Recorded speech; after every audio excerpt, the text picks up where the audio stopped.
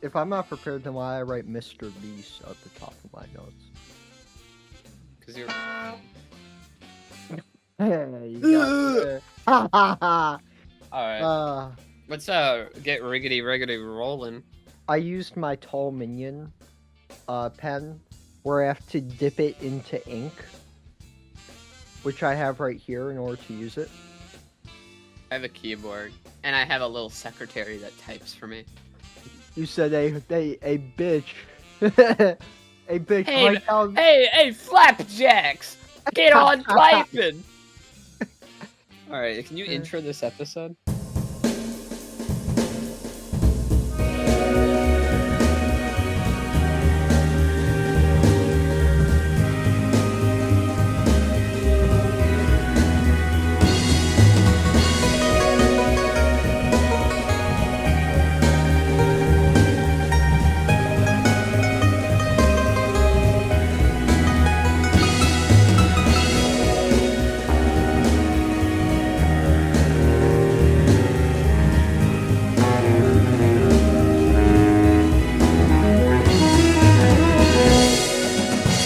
What's up, little comers? It's Composting, the most problematic podcast online.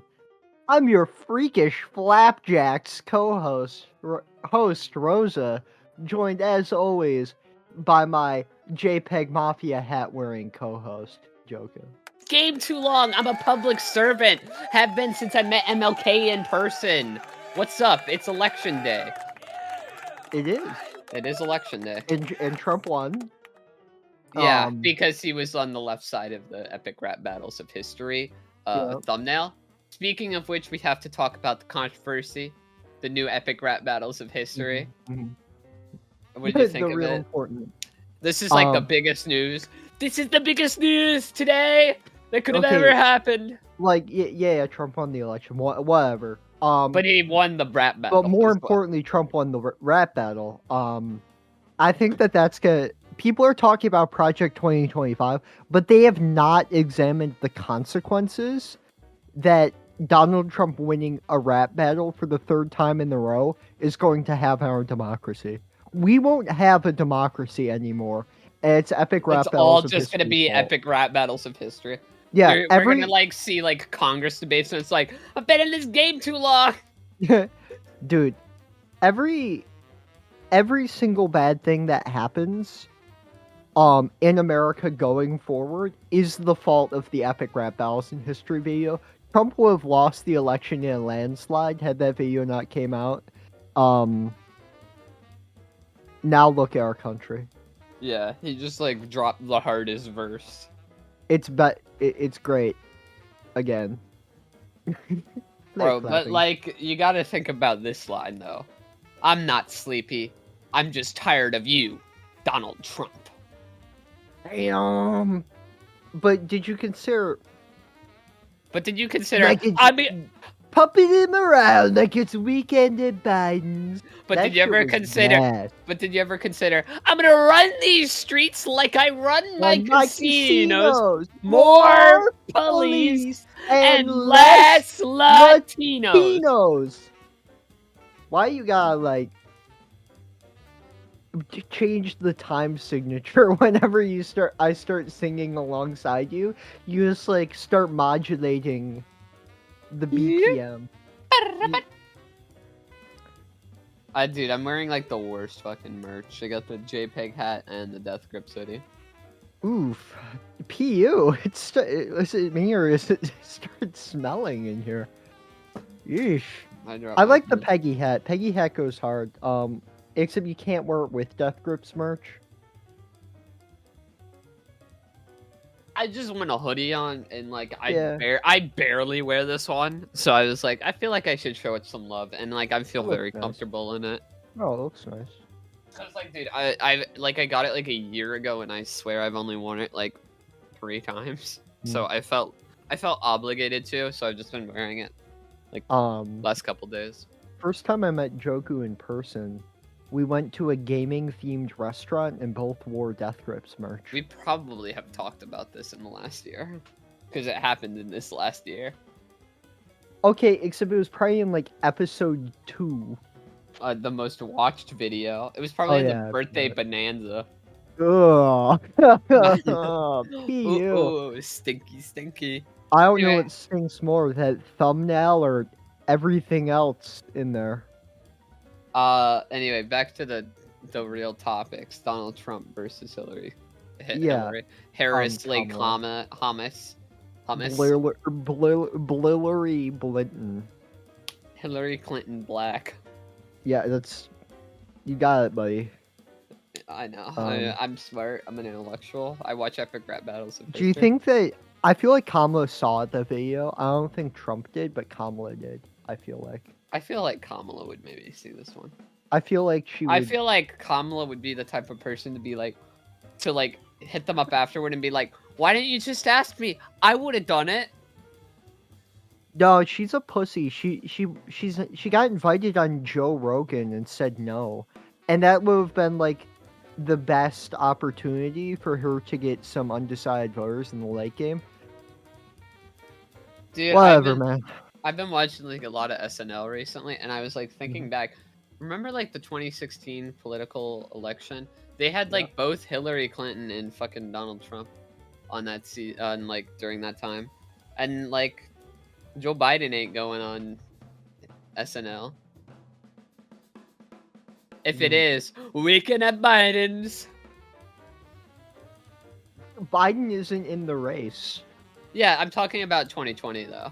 Oh, like, during 2020, like I could definitely see Kamala going on SNL or some shit like that. Well, but like,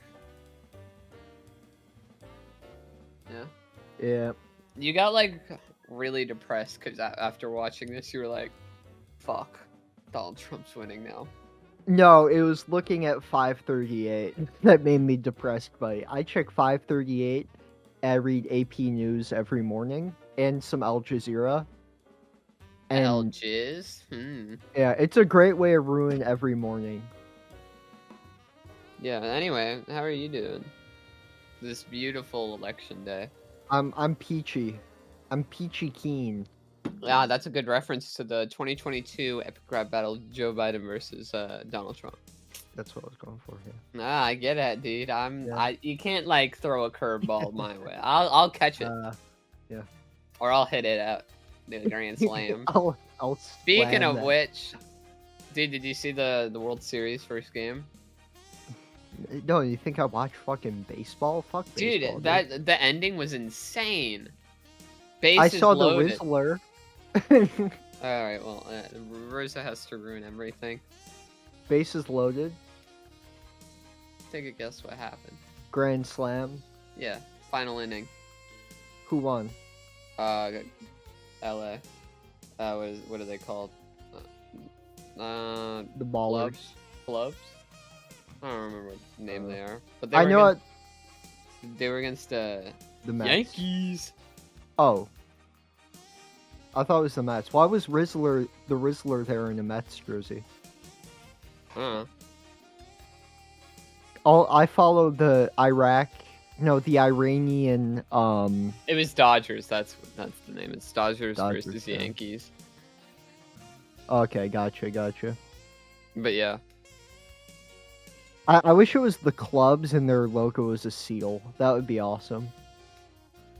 Sorry, I'm actually like caring about the World Series this week.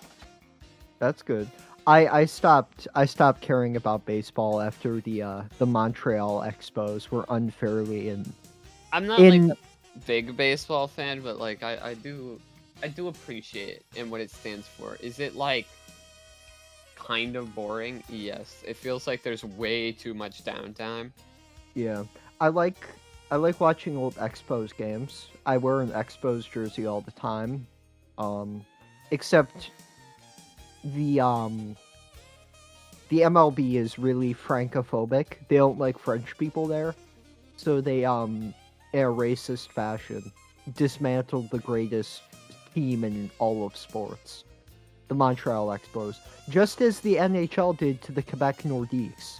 Luckily we have the Montreal Canadiens, but I miss the Nordiques, man. I miss the Nordiques. Yeah, buddy. Yeah. Yeah. Welcome back to Sports Talk Radio. Welcome back to the pit stop. We're sports, bruh. Welcome back to sports, bruh. Anyway, talking about the new game that happened last night. Talking about the substance. What do you think of that? What do you think of that? Who's coaching this 2024 game, bro? It was Coralie Fargeat. Yo, put me in, Coralie Fargeat. All right.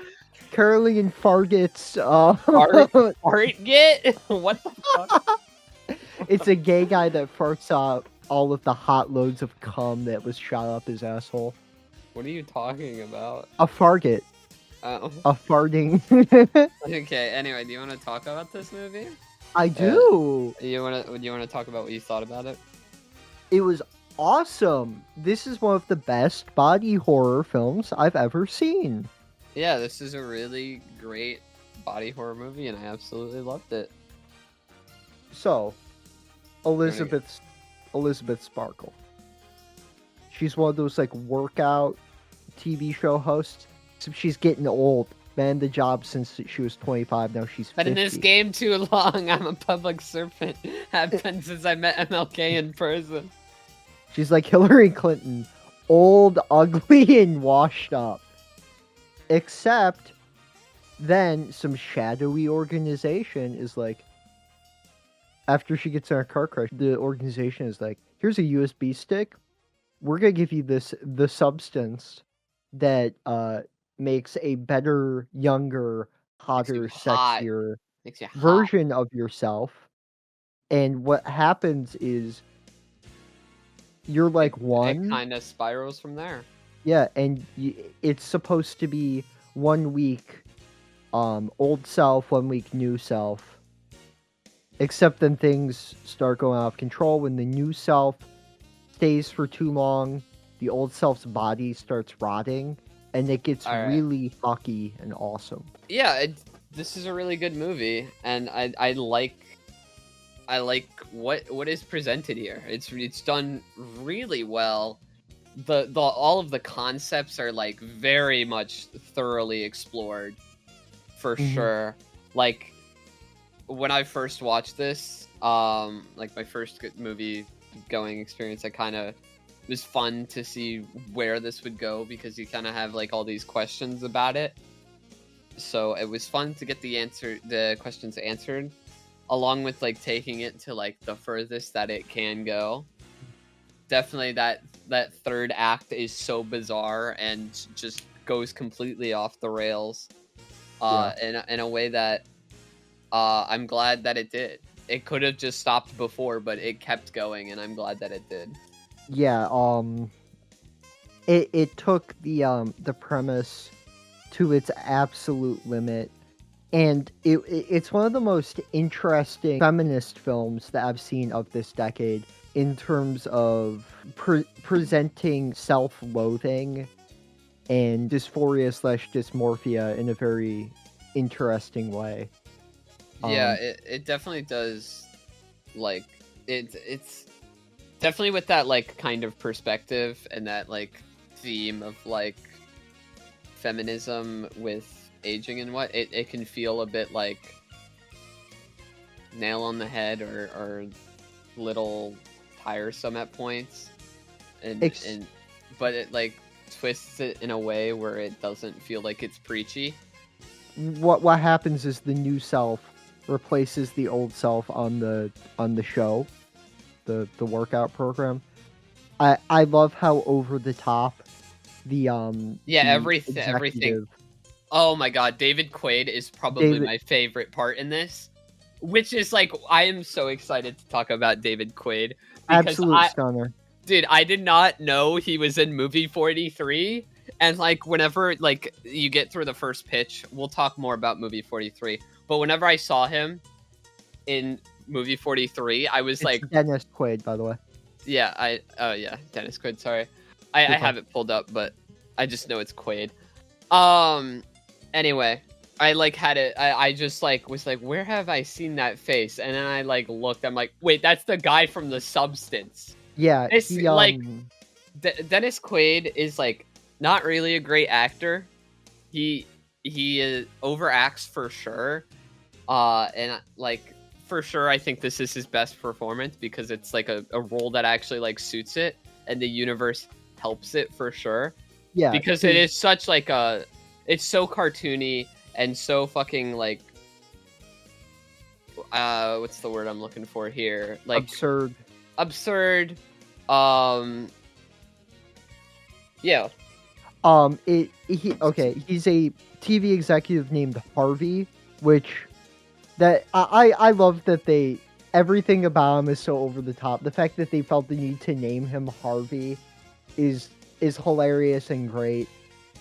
He's just the most over the top, cigar smoking, misogynist white guy TV executive, and they do everything in their power to make him gross with these close up wide angle lens shots of him eating like fucking shrimp. Dude, the shot of him like pissing and he like goes like right in front of the camera. It's like so uncomfortable, and it's like this really like weird angle where it's like you just see like the bottom half of his face. Yeah. And I have to say this movie is terrifying. It's one of the scariest films I've ever watched. But real quick, I'm gonna jump back to Dennis Quaid. Because like I think his whole character in this movie works. Like I feel like we've seen this character like archetype done before with like the Barbie movie and Will Ferrell, where we have like an executive who's like silly and like little goofy, but like Dennis Quaid like pulls it off in this.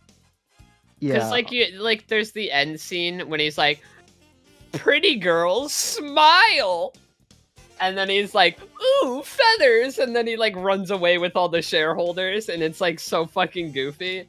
And like that's what fucking Barbie was trying to do, but Barbie didn't get it. Yeah, it's self-satire. It's like a satire of that satire of misogynistic boss. It also progressively gets funnier. Like it starts off pretty like serious and you're like in it, but then it like starts getting weirdly funnily absurd with like with just like what's being presented. We'll save the third act and that absurdity, but in terms of like the absurd things in the second act, Elizabeth starts hating her better self, our lead. So what she does to get back at her, I nearly fell out of my chair laughing, is she gets a French cookbook. Dude, all of this stuff with fucking Dennis Quaid talking about the French, with the book, he's like, "You'll love it. It'll give you something to do." Yeah, Dennis Quaid gave her the cookbook. It was sort of like Chekhov's cookbook, and she cracks it open, and she's like, "Yes, nasty French food. This is how I get back at her." Because she's not supposed to eat normal food, so the food will just start like coming out of the like she's not supposed to gorge. Yeah, and, like she should not get fat, kind of thing. Yeah, it's so great. Like there's just this over the top scene, and that was one of my favorite parts. The cooking scene where she starts beating eggs. Yeah, beating the eggs with the mixer. She's holding the mixer, and there's like chainsaw sound effects playing as she winds up the mixer. It's so great, and she like dips it in, and the egg yolk goes over her face like blood in a slasher. I love fantastic. Like the intro to that scene, because it's like she holds the book, and then like the face of like Dennis Quaid like magically appears on it, and he's like, "You'll love it." Like great. They did that twice in the movie, and it like definitely added to the cartooniness of it with like that little silly flashback, and I appreciated it because like it was a funny bit. I love the sort of postmodern irony presented with the male archetypes in this movie in particular. Like the creepy neighbor is so funny. Oh yeah. Every time the creepy neighbor showed up, it was hilarious because he just like walks up to the door and tries to riz the door up, and it's very absurd, and you see him through the peephole. Yeah, it's like so good. The The practical effects. Oh my god, the practical mixed with CG looked really good. Yeah, It speaking of all it all looked great. yeah, speaking of puppets, wow, Yeah. there's some awesome puppetry. Um, yeah, the set design in this movie is fantastic. I loved it. I love the like ramshackle room. We're into a like The bathroom. sterile all white place with just like drawers that she gets the substance out of. I loved the bathroom. Chicness. Yeah. What I loved where the bodies are kept when they're switching back and forth. Yeah. Every scene in the bathroom was fantastic. Yeah. The transformation sequence, like the birthing, I guess, was fantastic. Yeah. The idea of a spinal birth is very novel and cool.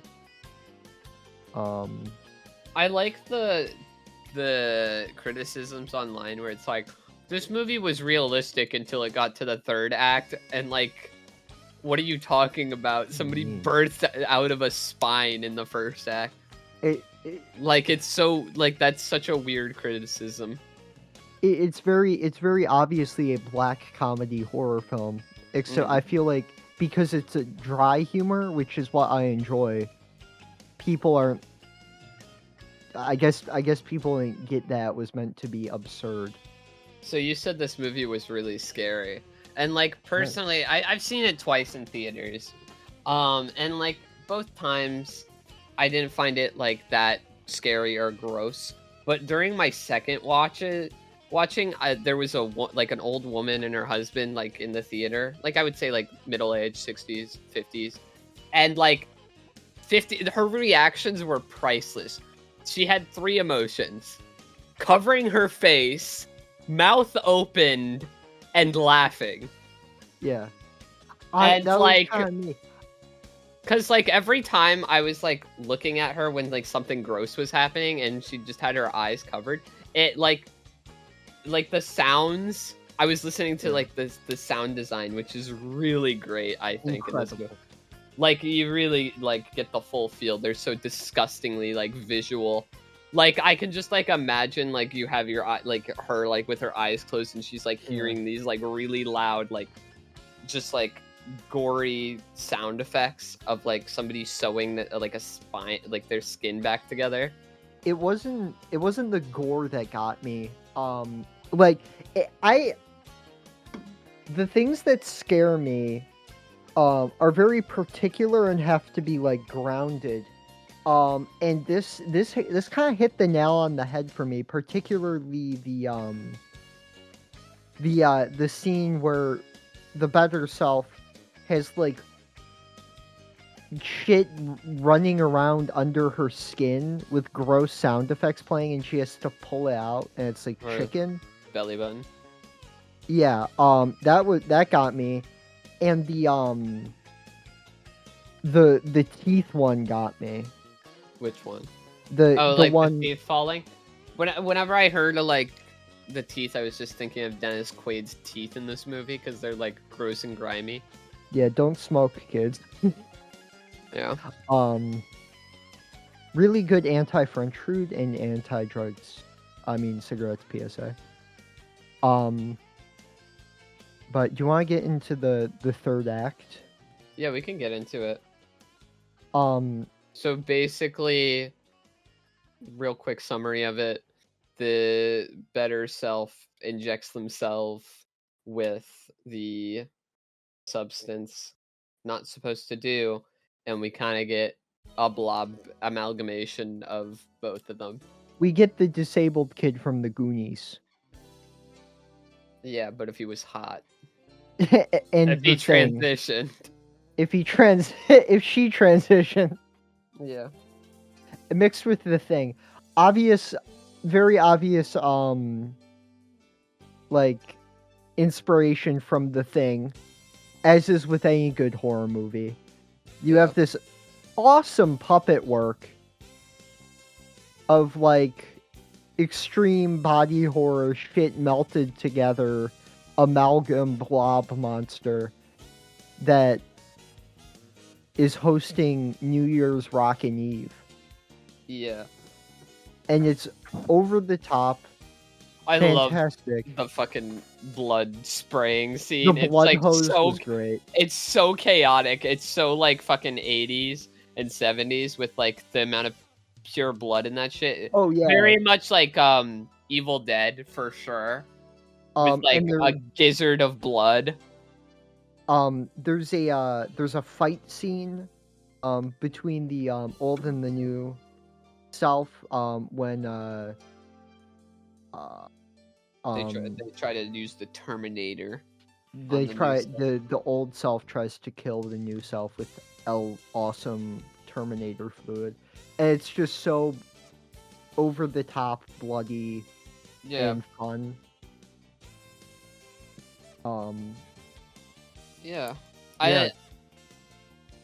Great sound design moment that I forgot to mention is a really simple scene where when the old self's body is rotting away, their knee stops working, so they have to like yank up. Well, they're trying to get the book.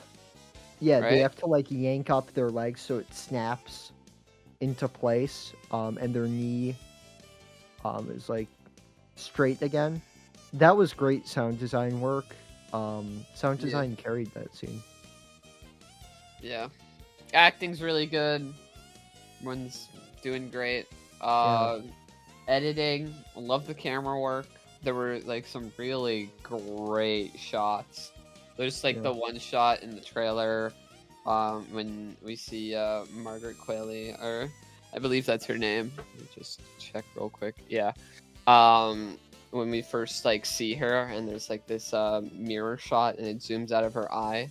I really like it. I just kind of like fawn over it. Yeah, cinematography in this film was fantastic. My favorite thing about it is the ethical dilemma presented in terms of the better self not consenting to being brought into this scenario. So the way I view it is as a villain protagonist story, because the old self is undeniably the villain of this story in terms of bringing what is essentially another person into the world and wanting to have control over the same person. They're the same, but they're undeniably different in my view, due to different experiences. I think that the film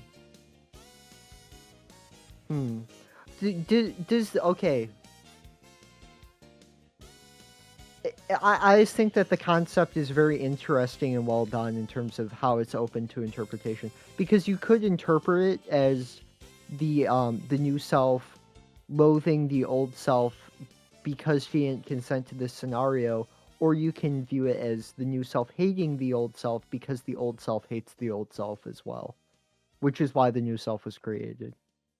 I mean, I could see it as they're the same person and they just want to be in the limelight of it all. They love the attention. They get a feel for it, you know? Yeah.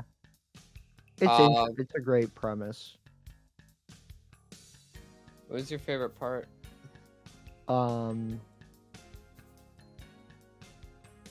The scene with the new self being created in the bathroom. That was great. Yeah, I love the Dennis Quaid in this movie for sure. I think most of his scenes were probably my favorite. Like, I don't think Dennis Quaid is a great actor, like I previously said, but like, it just like on a second, like I thought he was funny and great the first time, but on a second rewatch, it like clicked way more. The whole movie in itself clicked a lot more, and I actually really enjoyed it more the second time. But like, especially Dennis Quaid as well. He was every time he was on screen, I was just laughing. Yeah. Yeah, it's a film well worth to watch. Yeah. I'm actually pretty glad that I watched it again, because I watched it the day it came out in theaters, because I was really excited for it, and I was it's been a month since then, and I wasn't I was excited to see it, but I wasn't I'm really excited to see it again. Mm-hmm. But I was really happy afterward. I was super happy I saw it again. It felt like a breeze the second time. I didn't think it would feel like that, but it felt easy and it was great. I had a great experience. Yeah, I'm just the only sad thing is that both theater settings that I had 5 people in them. And they were laughing and there were reactions that I got, but I wish I had a bigger crowd. I had a bigger crowd for Conclave, which was just a bunch of fucking old people. Hell yeah. Quick thing about my Conclave, since we're not talking about it, because we were supposed to, but because of logistics, it just doesn't work out. But my favorite part was at the very when we were sitting, this grandma was near the front of the aisle, and she's like, "We can sit here. No one's died here." I'm like, what the fuck? It's implying that other people have died in the seats. It was so fucking silly. That was just in my theater. That was just an actual person said. At my Cinemark, a guy got stabbed to death, so they had to ban people under 18 from going into it for a few years. Damn. Anyway, back to the substance. Substance. Sorry for my weird conclave, little thing. It's fine. What are your criticisms of the film The Substance 2024? There are some choices. There's a part in the movie that when she sees another person with the substance in a cafe, she's already freaked out, and she orders a drink, and then he talks to her, and then the drink kind of magically appears for dramatic effect. That kind of annoyed me. And a little bit of stuff like that. How about you? I think that the cafe scene was weird and unnecessary. Yeah. And everything to do with that character, because the way she gets the substance is she gets into a car crash, and a doctor looks at her spine, says that she's a good candidate, and gives her a USB stick. I think that was a really clumsy way of going about introducing the substance. I actually really liked it. Personally, it implies it as kind of a drug thing, and it adds to that, because I consider the substance to be a drug. Yeah. So it works in that sense. I don't know. It didn't work for me. That a thing that I did what? Also, there's one specific shot where they try and do a Lars von Trier low frame rate blurry thing, and it didn't work, in my opinion. Okay. I liked the egg scene in the beginning.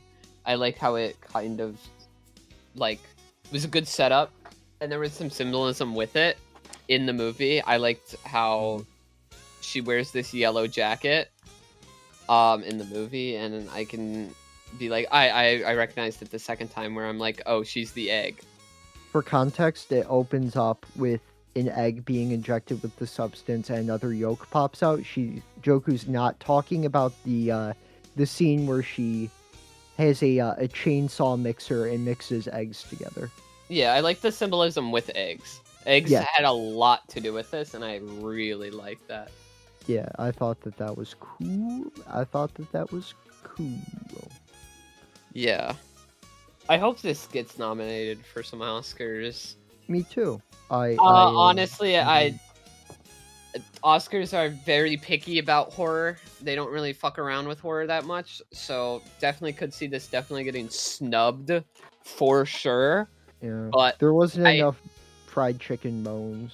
But I think there's possibly enough where it's like feminist movie, looks good, that it could maybe get maybe a couple, maybe screenplay. Definitely, it won Cannes screenplay nominee. I feel like I could see it getting nominations for sound and set design. I would say practical effects, probably. That too. I would hope that at least it's probably gonna get thrown like one bone just to get like a little nod. Yeah. Because that's like how the Oscars works. They did that last year with May December. Yeah. I wish that got maybe a couple more nominees, but it just got screenplay. So we'll see. We shall see. With that said, what would you give this film out of 15? Probably would say this is my favorite movie right now of 2024. With that, I'm giving it a 13.5. All right. I would say that it is personally just below challengers for me, and I am going to give this a 12 out of 15. That puts this film tied with challengers. I think it should be under. I agree. There you go.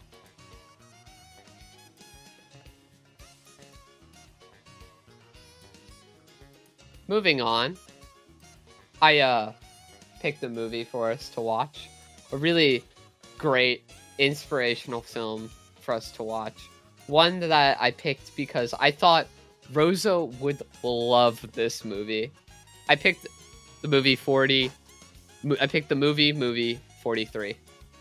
Yeah, really unique take on the comedy genre. Like as a comedian, there's one principle of comedy that goes above all else, and that is the principle of be funny. And this film made the brave decision to take that first principle and say, I'm going to have a guy with a nutsack on his neck, and that's the joke. And we won't be funny. It will make me sad. I think it's safe to say that we did not like this movie. We didn't like the movie.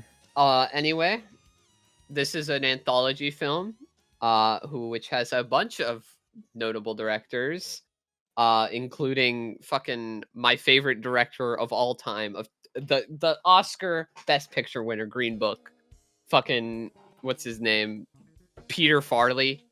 Oh yeah, Peter. It has James Gunn, Bob Odenkirk, Elizabeth Banks, and Stephen Brill, and some other ones. It also has an insane cast. It's like Hugh Jackman, Emma Stone, Kieran Culkin, Chris Pratt. I mean, that wasn't as big back then, but like, Jesus Christ. Yeah. It's got a stacked cast for some reason. But yeah. So it's a movie. Wait, let's start off with our things that we liked about it. You want to go first? Yeah, I liked the deleted Bob Odenkirk one. So you liked nothing in the movie? Yeah, no. I liked one skit. Which one? We'll get to it. I was thinking the skit name. I was thinking we were just gonna go down the list of skits and just talk say about the them. Skit, and we'll talk about it more later. I want it to be a surprise. Just say the skit. Okay. We'll talk about why you liked it in a little. I really liked the skit where it's a PSA about how when like copiers and ATMs don't work and people get mad, that there's kids inside of the machines. Oh. I fell out of my chair laughing. I think it was just a great joke executed well. Forgot it was in the movie. and it's like 2 minutes long because everything else in this movie is like a 15-minute slog of schlock. All It's a right. schlock, is why I have to say. Do you want to get into the skits? Going down the list. Skit number 1. Guy has balls attached to his neck and goes on a romantic date with Emma Stone. What did you think? I thought all of these skits have stupid names. This one is called The Catch. It's bad. It's a great. No, actually, I'm gonna actually take it back. I'm gonna step back, and I want to set the frame real quick. You know you're in a masterpiece when you see the first production company called Virgin Productions. You know you're in for a belly acre. I'm assuming it was like Virgin Airlines and Virgin Records. No, or is it like no relation? No, it was like a woman, I think, on the thing. It's like the icon was. I can like really quickly look, but the skit is like boring and it's like not funny. It's like painful. You can tell it, dude. It's like a Seth Rogen-ass premise. It's like some shit Seth Rogen would write in his iPhone Notes app, hi, and then be like, "What was I thinking?" That sucks. That's some shit I would write in my Notes app, hi, and then look back at it and be like, "That's unfunny as shit." But no, they just commit to it, and it sucks. Yeah. Looking at like Virgin Pussy, whatever production company's called, it's like nothing. It's like not funny. Oh. But yeah, the skit is bad. It's boring. It's like not funny. Oh look, a ball hair fell into his soup. Isn't that funny? And oh, they're not addressing it. Isn't that wacky and weird? Look, she's trying to say something, but nobody else cares. Next skit we have the pitch, which is like kind of what this movie centers around and how it introduced each skit. We got my favorite funny man from The Substance, David Quaid, back at it again, being overacting and unfunny in this one. That's the homeschool one, right? No, that's like the Hollywood one. That's like throughout the movie. Oh, it ends with him like holding a gun at like his boss in the parking lot, type of shit. Do you not remember? I don't remember that. I just watched this movie. Was that the lead scene? No, it was in the whole. It was this like whole thing was in throughout the whole movie. You with the iBabe? No, the whole movie. This was happening. I thought it was the hacking thing. What are you talking about? The hacking thing? No. This is the Hollywood like stuff. It was 3 kids, and they were hacking on their computer looking for movie 43. Oh, okay. So I see what you watched. You watched the alternative version. There's 2 versions? Yes, there is a European version for the UK and the Netherlands, and you watched that one. You watched the thread, and I watched the American version. No way. How the hell? What? No wonder no wonder you dingus. Well, no wonder. How the hell? Anyway, what do you think of that? That. What the fuck? Wait, it has the same bits in it. Oh, sorry, I just need a moment to process. Is your world? They made why the Netherlands? I probably some dumb shit. They kept mentioning Amsterdam in it.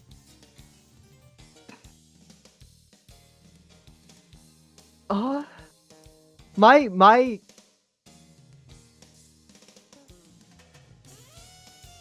why Yeah. Huh. Yeah, it's just for some countries. So good on you for Well, I guess that we have pirating both. pirating the UK version. No, I watched it through the UK Netflix. You went on 1, 2, 3 movies go. Anyway, I'm assuming it's just as bad as The Pitch. Dude, I will say you missed the Pitch was awesome because it had Seth MacFarlane in it.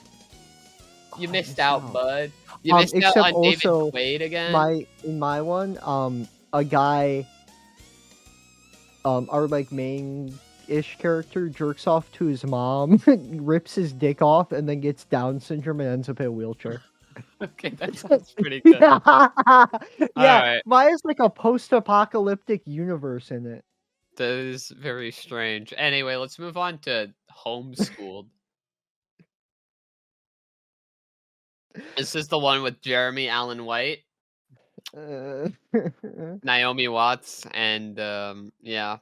It's about wacky parents homeschooling their kid and giving him all the experiences of high school, such as calling him being sexually assaulted by your mom, having your first kiss or whatever. Oh yeah, it's like all I care. The only thing that I had to note about this one is I'm like, oh, look at Jeremy Allen White. He's such a baby. He looks so. Look at him. Look at him now. He looks so weird. I don't know. I'm like, wait, that's Jeremy Allen White. He looks the same, just aged, younger. No, he doesn't. Have you seen what he looks like now? No. What are you talking about? Am I wrong? Okay, whatever. You don't have to go on this giant quest to disprove me. I'll send you a picture of him so you can see. What did you like about this one? If anything. Won't you answer that one first, buddy? Here. It was horrible. I hated it. I sent the pictures of Jeremy Allen White so you can see the difference of how he looks now. Definitely a glow up, for sure. No, I'm saying, okay, what I meant by that is he has the same face on like a different head. His face is the exact same. It's just like his face is not the exact same. No, they just like put it on a different person's body. Yeah, okay, I guess. I don't know. I think he had the glow up. No, he did have a glow up. What did I like? They smeared poop on his chest. On him as chest that said "Freshmen suck." If I had to pick something that was the best part, I guess that. I hated it even then. So, what'd you like? Nothing. I didn't like anything either. Yeah. Yeah. Do you want to move on to the next one? Chris Pratt, poop. the proposition. This one was like insane. It really showed how lazy the film is with its sound effects. I like that. Because they were so bad. Dude, especially coming off of like The Substance. You're like, what the fuck are these sound effects? So, They're stock sound effects. Chris Pratt is on a romantic date with his girlfriend. About to propose. And then the girlfriend says, I want you to poop on me. And that's the joke. Yep, and that's the joke. He poops on her. And they're having a poop party. A poop party. Which isn't as funny. Like, when I say they're having a poop party out loud, that's funny. You can do something with that. They don't do anything with that. And his friend is, like, talking about how awesome it is to get the chance to poop on somebody. And he said, this did get one laugh out of me. He pulls out high-strength laxative out of his pocket that he just has, and he says, gives it to Chris Pratt. You're gonna need this. And Chris Pratt's like, What's that? He said, it's like Viagra, but for pooping. All right. And that was like, that's good. I like the line. I think this one is like maybe a little bit funny. I give this one a little bit of credit. Like, it's not funny, but like I found myself kind of enjoying it. Like this, I could consider maybe like a guilty pleasure in it because it's just like so fucking absurd. He's like, you don't want to you don't want to do fine dining. You gotta give her a burrito. You gotta give her that Taco Bell. It's not about the class of what goes in. It's about the class of what goes out. And yeah. I honestly, I don't know who that black guy was, but he carried the entire sketch. Everything His where he was. name is JB Smoovin. JB Smoovin. Smooth moves. All right. You want to move on? Because like. Yeah, that it sucks, and they shits his pants as they have a romantic Next kiss. skit is he never poops on her. Yeah, he has to go poopy, and then she's like, "You're trying to rush it. You don't want to poop." Because he says, "Let me just shit on you," and shit is bad. Shit is what you do to horse. Thanks. I like how the black guy is like, "No, what you gotta do is you gotta go to the inner city, find some skanks to shit on. That'll get you ready." Yeah. Like this one, I could consider it being a guilty pleasure. A 1 out of 5. Anyway, moving on, we have Veronica. This one I actually like. It's like not funny, but I'm biased to Kieran Culkin and Emma Stone.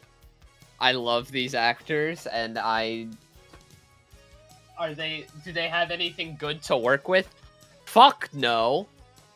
This one, but I just like them, and that's why I like this, because I just like those actors.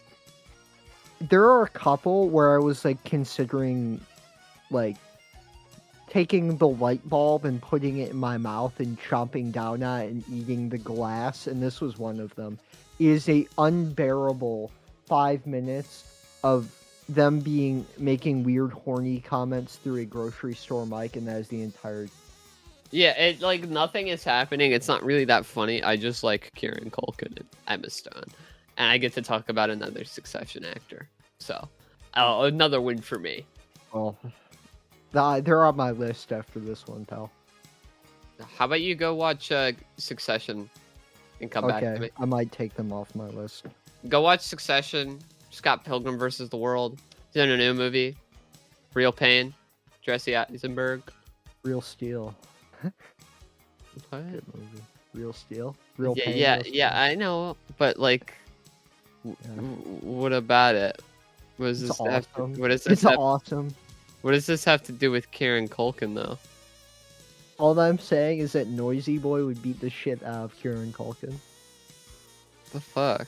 He would be Noisy Boy would make him a noisy boy because he'd be crying like a little bitch after Noisy Boy hits him with a robo punch. Yo, don't be talking about my comfort character like that, bro. Yo, don't be talking about my comfort character, Macaulay Culkin's brother. Oh, did you know they had to edit the script of Real Steel because they had a robot called the Twin Towers.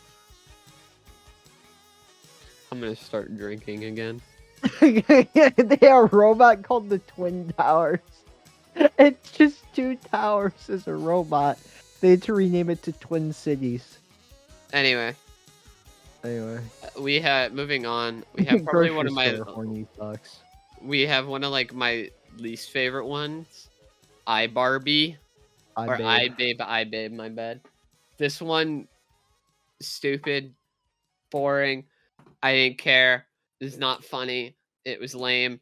It was stupid. I don't have anything else to say.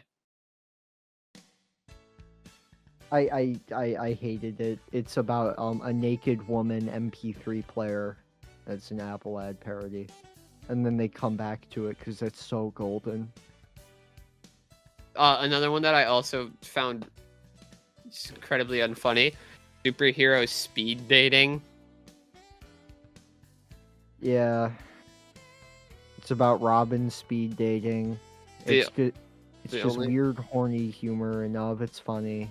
and then it turns out that they're a guy, and they make the and then joke. Batman has to take this 0 to a -1 and be like, I hate trans people. The only thing I think redeeming about this is Jason Sudeikis. I like him. That's about it. In this, or just in general? In general, I liked him on SNL. I like him in Always Sunny. Ted Lasso. Halo effect coming in clutch, folks. Yeah. Next skit. This one was your favorite? Yes! Machine Kids. Yes, the kids in the machines, as like a guy banging out a printer, as there's like a black kid and an Asian kid wearing glasses with tears running down their cheeks. It's great. It's dry. It doesn't bog it down with anything like cliche and bad. And child slavery is funny as shit. The idea of ATM machines being small children in there handing you money, and if it doesn't work, then you're like beating and yelling at a child. That's great. It's a great skit. I really enjoyed it. It's like a perfect 2-minute sketch. Perfect is a strong word. By SNL standards. Anyway, we have a skit directed by one of my favorite current day directors, Elizabeth Banks, and this one sucked, like all of Elizabeth Banks's movies. Is this the boardroom? No, this is middle school date. We already went through the iBabe. Oh, okay. I counted them on my list as 2 separate sketches. People's dicks start getting chopped off when they put them into iBabe pussy. You get like an ad and then you get a boardroom, and then it's like both are not funny with the iBabe. But anyway, we had the middle school date. Amy Schumer tier. Yeah. Aren't periods gross? The only thing, like, I guess, like, funny is Christopher Mintz-Plasse. He's the one who played, Joe. What? Joe Family Guy? No. Oh, yeah, he is in this. I forgot. That was awesome. I forgot Patrick. You know the notes. You know the exact notes for this sketch. Peter Guy wheelchair. You know, I wrote down period blood Joe Family Guy. I didn't like write notes on like any of these sketches. What? I just wrote like we're going through all of these, and I'm just kind of like trying to remember what happened, because like I've blacked out most of these. I just kind of have all these notes on like stuff that I noticed technically. Yeah. It's just gross out humor about a young girl being on her period, and it's gross, and in terms of the way that they treat it as like a shameful thing, and they try and be self-aware about it, except it's just bad and misogynistic and not funny. Like, I'm fine with them using that as a premise of the joke, but make the joke fucking funny. Yeah. Anyway, next. Happy Birthday. This is the Leprechaun Johnny Knoxville one. This one was not funny. Yeah, like, again, I gave like, it... Like, TBH, I was just reminded of the It's Always Sunny in Philadelphia. Yeah. Which, like, took the premise and made it funnier. Yeah, it just copied their homework. It's a good premise. No, Sunny came out after this. That episode. Really? Yeah, that's a later episode. That's like season 14. It's around like season 2016. So this actually came out before. But like the intro just like felt reminiscent to it. Kudos to the funny premise, and the way that they introduced the premise is fine. A guy's roommate is moving out. He says, "Sorry, I fucked your girlfriend. Yeah. I'm gonna make it up to you." they bring him downstairs, and there's a leprechaun tied to the chair, and the leprechaun, like, good premise, and then they ruin it because it's like, haha, swearing equals funny. The leprechaun is violent and Irish. Yeah. This one was bad. And then the ending is like weird. You have like this CGI book fairy. Yeah, and he's like, "This is not the only gift." And they have a sexy like, tooth fairy, and she's like, "I suck dick for gold coins." Honestly, like, there's a deleted scene where it's like Johnny Knoxville saying "I do too," which they should have just kept in the movie because that would have been funny. Yeah. With like Johnny Knoxville like saying "I suck dick for coins too." And you know a sketch is bad when you're like, you know what would have really saved it? A cheap gay joke. Yeah. Ugh. Moving on, we have another guilty pleasure. Oh, I love this. This one is gas, actually. The more I think about it, the more gas this shit is. Yeah, this one is like insane. And I love this one. This one is for sure a guilty pleasure. This one is like perfectly mid for me, but I love it. Yeah, I don't know why. I feel like my brain was broken because this is towards the end of the film, and my brain was broken to where I'm like, yes, this is peak. A truth or dare game. When did it like click for you? Is my question. Okay, I'll tell you. I wonder if it clicked at the same spot. A truth or dare game between two people escalates to the point that a lady who just got dared to have insane plastic surgery sees two Asian guys eating sandwiches and goes back to the plastic surgery building, and then the guy walks out of there in yellow face with like insane 1950s minstrel show Asian person teeth. Is that when it clicked? Yes, yeah, the Asian stuff is when it clicked. For me, when she was making guacamole with like a fake prosthetic tit that looked awful. That didn't do it for me. Racism did it for me. But like then it like clicked even more after whenever it like got No, it was the teeth that got me. It's like the yellow face. The yellow face makes Birth of a Nation seem like not hateful in comparison, you know? Yeah. It's incredible. Anyway, we have like a shitty skit. Victory's Glory. This is the basketball one. Yes. This one's like not funny. The joke is black guys can be white people because it's a black person sport. Yeah, in basketball. That's about it. My mic because I'm picking up something off the floor. So the UK version had an extra one, kind of. But wait. I want to talk about this basketball one a little bit longer. Sure. Because did yours have a film grain on it? Yes, it was really funny. Okay, I was like looking at the trailer for this because like I was looking at it IMDb. One of the first shots is that skit. There's no filter on the trailer version. I don't know why they put this disgusting looking like film grain fucking shit on their fucking thing. It would have been better without it. It's just distracting and looks critic core. It looked like some fucking shit I'd see on YouTube. Ooh, it was kind of like a college humor type sketch. Anyway, you think you had an extra? You had Beazle. You had the cat one, right? No, I didn't.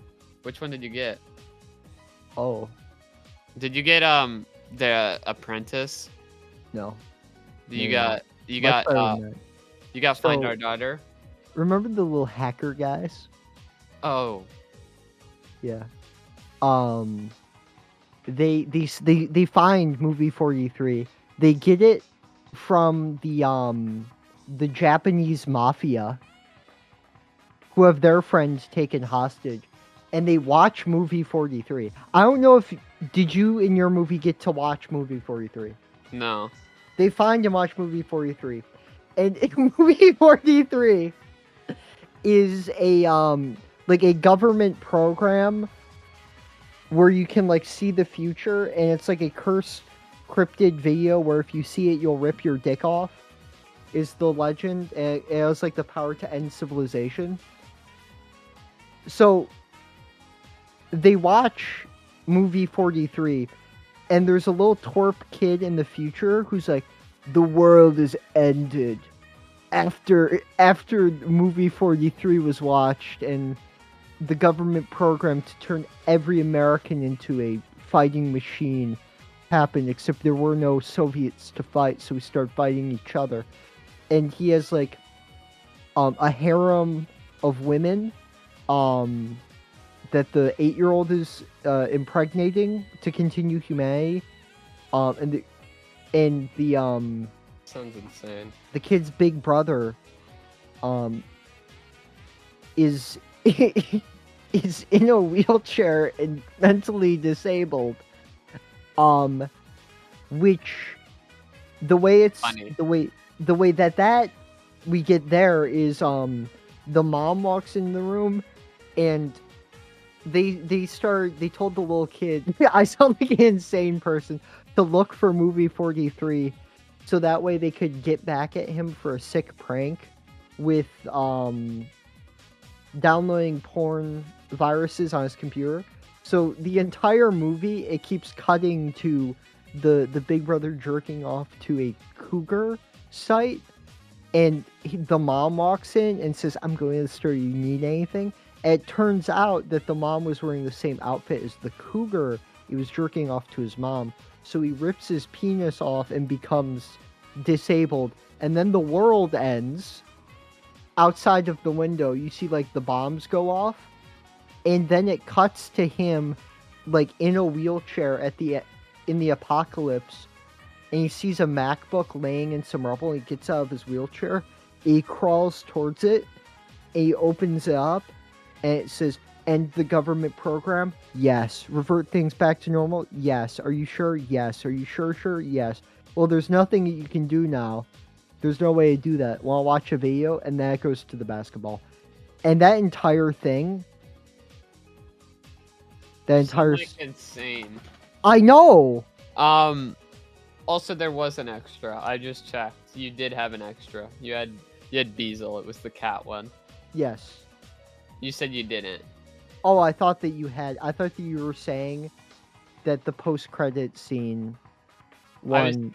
I thought you were talking about Beazle. No. This one's directed by James Gunn. Yeah, Beazle, it's about a gay cat that wants to fuck its owner, and the... Elizabeth Banks. It pees on Elizabeth Banks.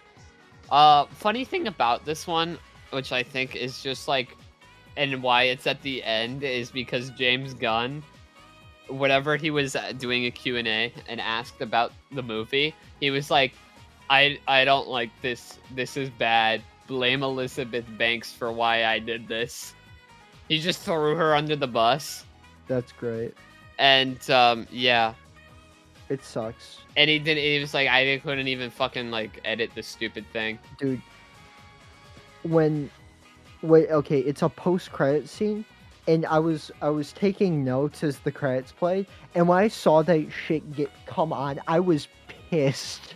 I was so mad that I was being subjected to another one. But honestly, it could have been worse. It's not the worst thing in here. It's still god-awful and horrible, but it's not...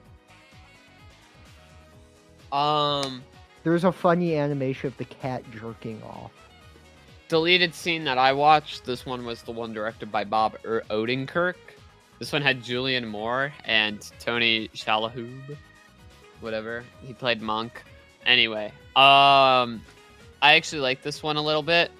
The premise is their daughter is missing, and the premise sounds somehow more unfunny than like in the skit, but like it's by like a smidgen of how much funnier it is in the skit.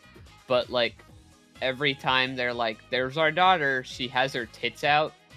She just is holding her shirt up with her tits out. She's like, "Here's her yearbook full picture." It's just her with her tits out. It's like fine. It's whatever. It's not great. Sounds like ass. It's Bob Odenkirk, and I really like Bob Odenkirk. Thanks, Bob. You really went all out for that one. Yeah. How the fuck did I don't? What? This shit should not have happened.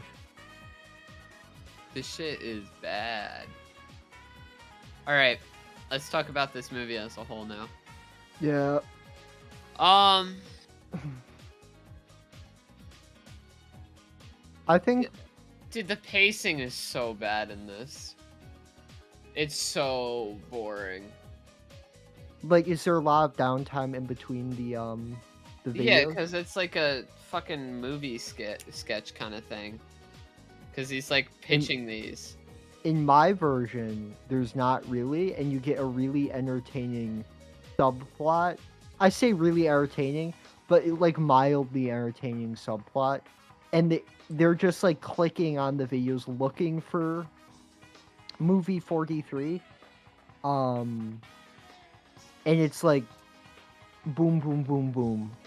It goes by quickly.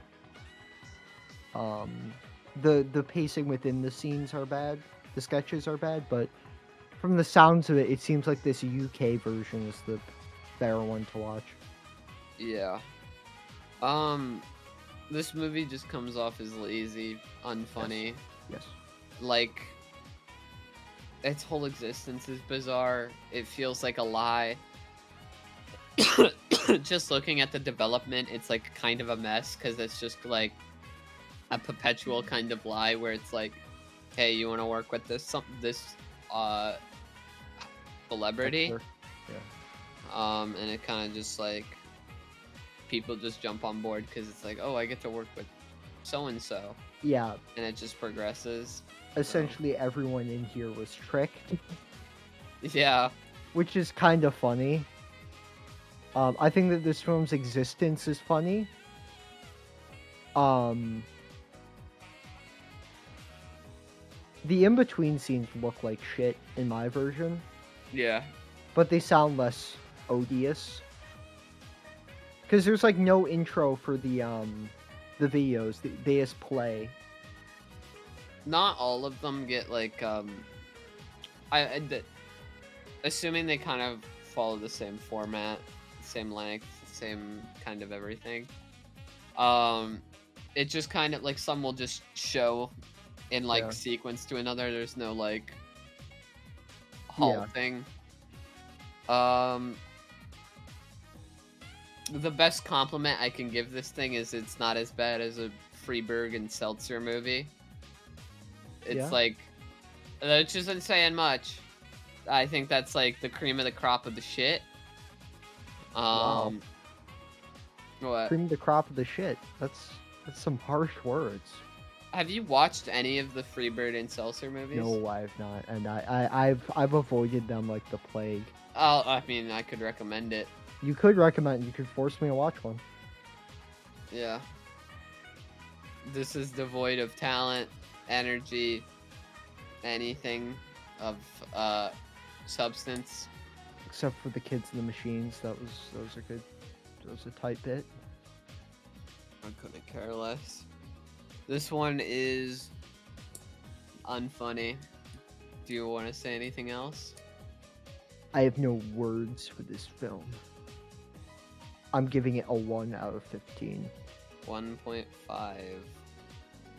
That puts it at a astounding 2.5. 2.5 out of 30, making it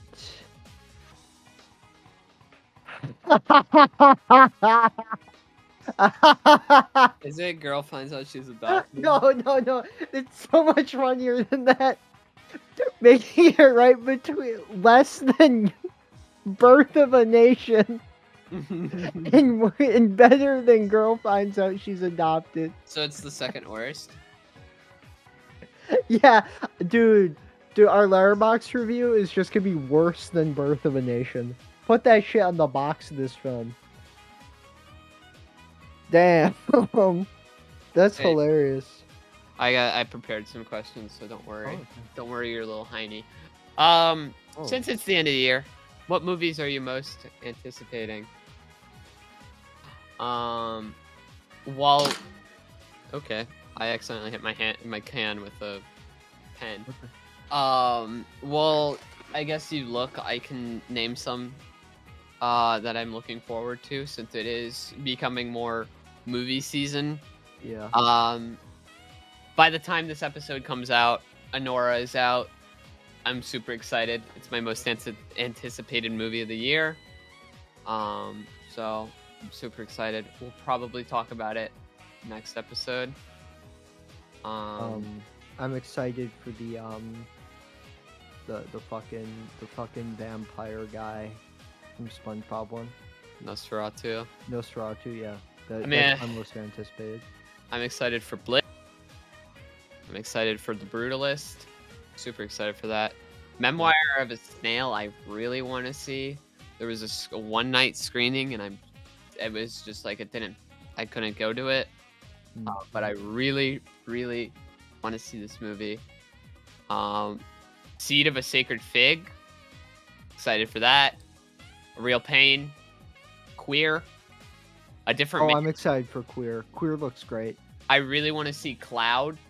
Cloud, I'm just want to see. There's a lot more movies that I want to see, but I took like a minute, kind of just thought of some. So this is what I came up with. Yeah. Off the top of my head, it's Queer and Nosferatu that I'm most excited for. Yeah, there's still a lot that I'm super excited for, and will definitely watch. Oh yeah. And yeah. Moving on. What movies do you plan on to watch this November in your free time? I'm feeling very festive this November. I'm feeling the fall vibes. In spirit, I guess I'm drinking a pumpkin spice latte. In reality, I'm never touching one. But I feel like I'm wanting to watch some kind of Thanksgiving-y, some nice cuddle up on blanket movies and stuff. I want to watch Over the Garden Wall this month. I recently picked up the Criterion Collection of Fantastic Mr. Fox, so I'm gonna set up my Xbox and watch that. I'm super excited for that. Yeah. I want to watch Good Will Hunting, and I think I want to watch The Hunt. So those are some movies that I want to definitely watch this month. I want to check out Man with the Movie Camera. Man with a Movie Camera from 1928. Very, very interesting looking Soviet film that I haven't checked out yet. I also want to check out the East German biopics, Tallman,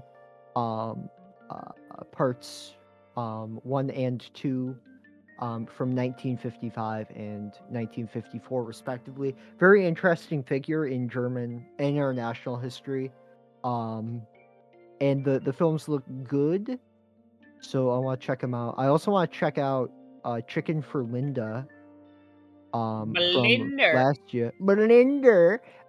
Neat looking little French animated film. It looks cute. It looks awesome. And I've There's some documentaries about Palestine that I've been checking out, and I'm going to continue watching. Did you prepare any questions in that time, or think of any? Yes. All right. What is your favorite documentary? Probably of this decade, or generally, I don't care. Whatever's easier for you to answer.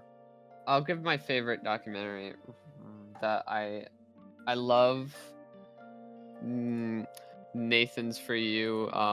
Finding, I believe it's what's her name? Finding Frances. That one's super funny and super weird. And I highly recommend checking that one out. It's really funny and bizarre. Just the description sounds insane. Nathan attempts to help a Bill Gates impersonator reunite with his long-last love. And like, Damn. it is, the guy is like so delusional, it's really funny. Favorite documentary of all time? Probably Stop Making Sense. But yeah. Yeah. So those are my two right now. I think that the of the decade question is a bit easier for me to parse out. I really enjoyed last year's the Arc of Things. What was it called? Arc of Things. No, what's it called? What's it fucking? The Arc of Oblivion, from 2023. I thought it was good. Came out last year. It's about a guy building an ark to store like legacy. It's really neat. Kind of bleak, but it's a neat exploration of how humans preserve history.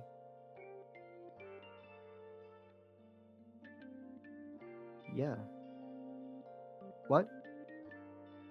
I can't hear you. Somehow my mic got unplugged, but did you want to say your all-time one? All-time one?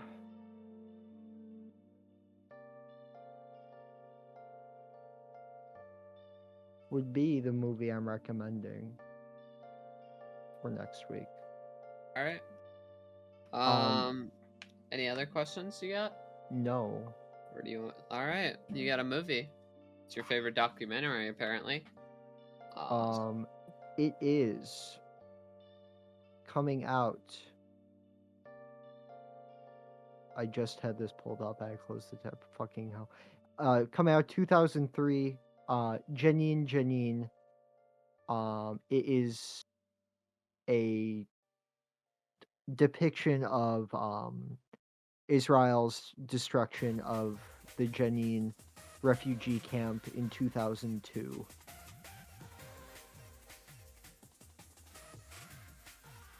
Well, I think that's about it. Make sure you watch that documentary by next week, because we'll be talking about it.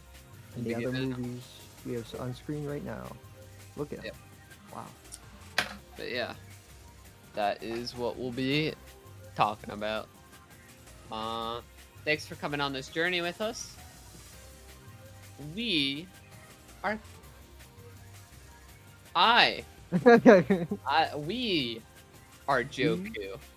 We are Venom Joku. Venom. Oh, I'm seeing Venom this week, and I'm so excited. Oh, I'm so excited to see Venom, bro. Oh, you want to talk about Venom? Oh yeah, I want to talk about it. Well, it's on screen. Yeah. It's on screen right now. It's like on screen. We usually discuss after what we want to talk about, so yeah, we haven't discussed, but now it's going up. So. Well, it was up the whole time. It was always here. We're on this screen. We're always Venom. Anyway, and you are. New Super Mario Bros. Wii is tough, old school tough. So you better bring your Goomba stomping action to the game. And we're election hosting. Ba ba ba ba ba ba ba ba ba.